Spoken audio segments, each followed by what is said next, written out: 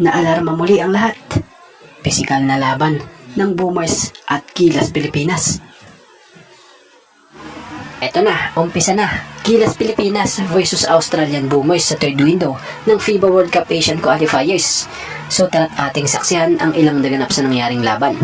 Ito ang kaunting highlights at update.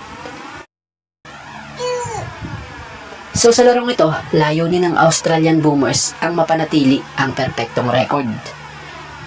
Ang Boomers ay pumapasok sa laban na may 5-0 record. Layunin nilang manatiling walang talo sa kanilang bracket at patuloy na dominahin ang qualifying phase. Bukod dyan, ipagpatuloy ang mainit na laro matapos magtala sa record sa FIBA para sa pinakamaraming naipasok na 3-pointers. Layunin ng Australian Boomers na gamitin ang laban na ito upang hasain pa ang kanilang malalim na roster at opensa. So sa larong ito, sa naging labang ito kontra Gilas Pilipinas, nagtagumpay nga po ang Boomers kung saan nakuha nila ang panalo.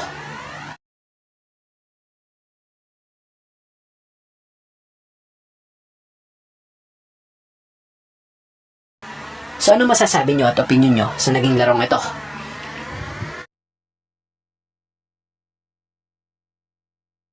At bago nga ang lahat, baka naman po pwedeng makahingi ng isang subscription para sa ating channel or pakifollow na rin po kung nagustuhan nyo ang ating mga basketball update.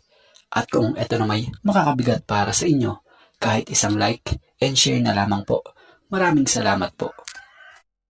At bago nga ang lahat, baka naman po pwedeng makahingi ng isang subscription para sa ating channel or pakifollow na rin po kung nagustuhan nyo ang ating mga basketball update. At kung ito na may makakabigat para sa inyo, kahit isang like and share na lamang po. Maraming salamat po.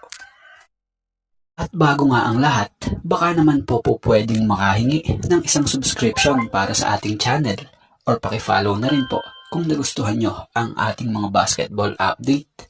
At kung ito na may makakabigat para sa inyo, kahit isang like and share na lamang po. Maraming salamat po. At bago nga ang lahat, baka naman po pwedeng makahingi ng isang subscription para sa ating channel or pakifollow na rin po kung nagustuhan nyo ang ating mga basketball update. At kung ito na may makakabigat para sa inyo, kahit isang like and share na lamang po. Maraming salamat po. At bago nga ang lahat, baka naman po pwedeng makahingi ng isang subscription para sa ating channel or pakifollow na rin po kung nagustuhan nyo ang ating mga basketball update. At kung ito na may makakabigat para sa inyo, kahit isang like and share na lamang po. Maraming salamat po.